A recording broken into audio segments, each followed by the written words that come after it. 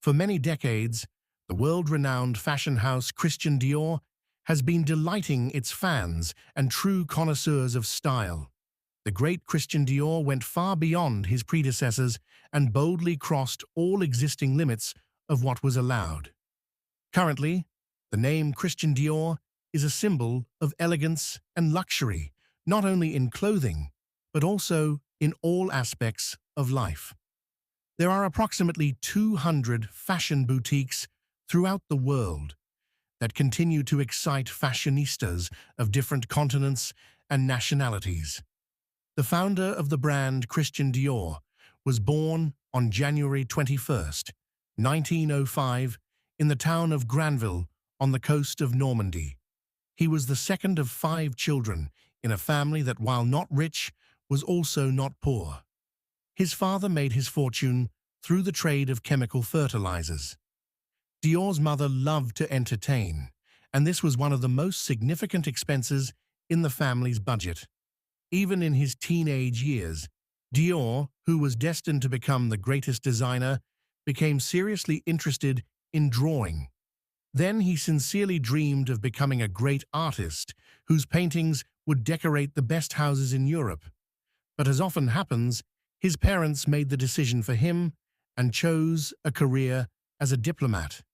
His mother strongly urged him to enroll in the Free School of Political Science, and unable to withstand such pressure, the young man decided to give in.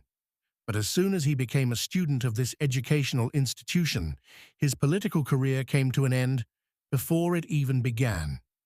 While his classmates studied geography, law, and political science, Christian Dior walked around museums, studied various forms of painting, and seriously pursued studying musical composition. His parents did everything they could to make sure his childhood was carefree and very happy. The Christian family moved to Paris, which was a wonderful gift for their child's 6th birthday. However, except for the mother, the capital life was not liked by everyone, which was somewhat depressing for the head of the family. Nevertheless, new horizons were opened up for the mother.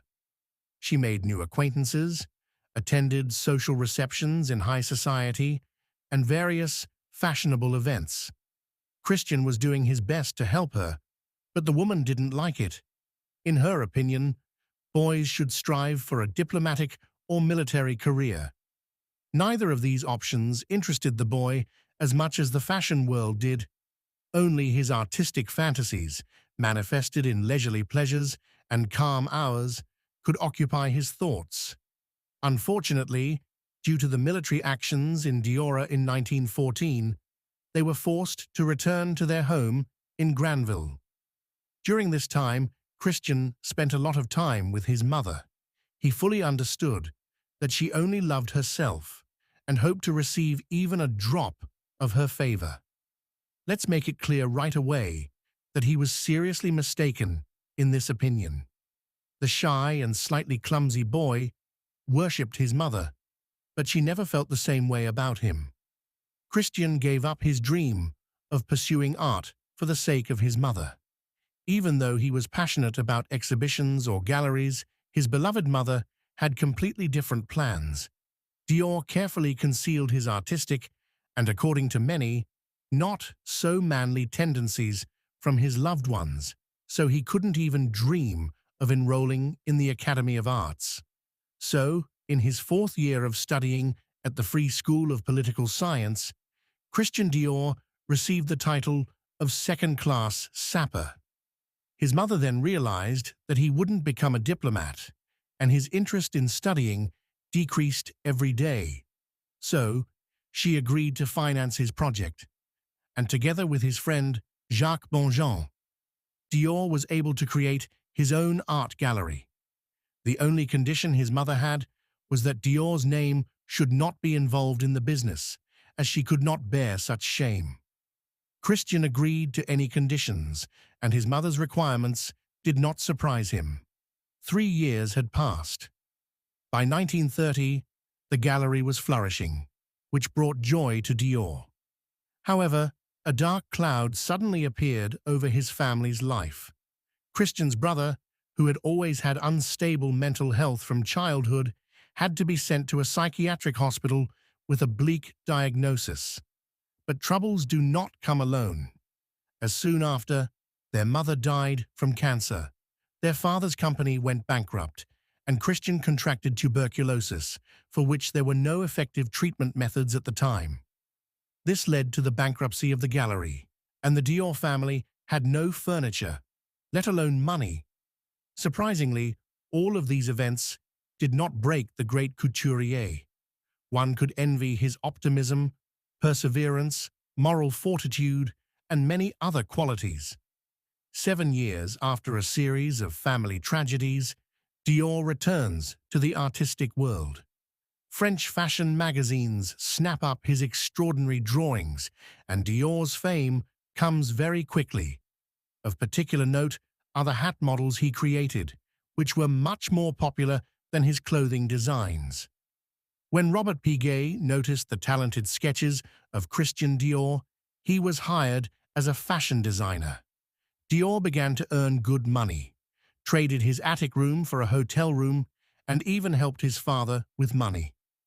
However, the outbreak of war interrupted his success, as fashion stores closed and work in the industry became extremely unprofitable. But even here, Dior proved stronger than circumstances.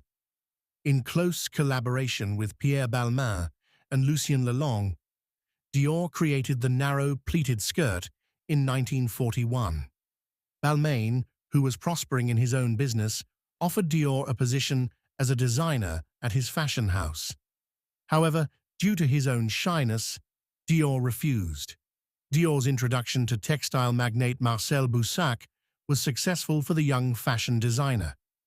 After working for a short time as the artistic director of fashion at Philippe Gaston, Dior started his own business.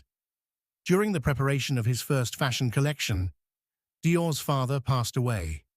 The promise that Christian had made to his mother not to pursue art was now irrelevant, and he confidently immersed himself in his favorite profession. From now on, he can proudly boast of the brand Christian Dior Limited, which he created himself. Dior's talent, hard work, and inexhaustible optimism helped him create lucrative businesses in his favorite industry. Today, Dior's clothing, accessories, and cosmetics are a symbol of reliability, high quality, and unmatched taste.